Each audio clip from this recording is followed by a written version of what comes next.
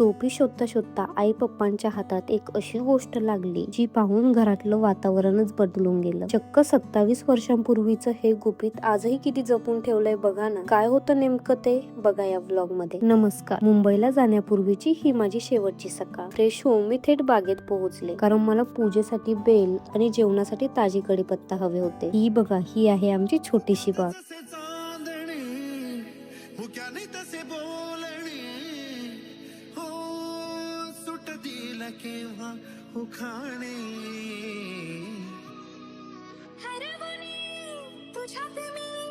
पुन्हा पुन्हा कलाव तुझे कोण कोणते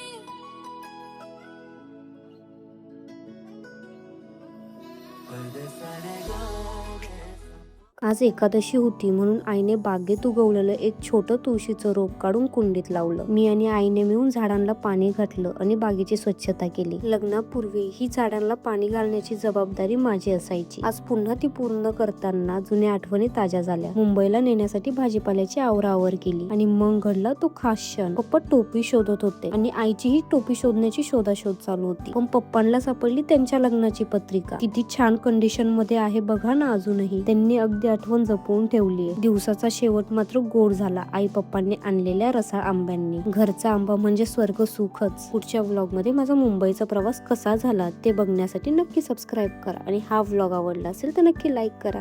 टाटा.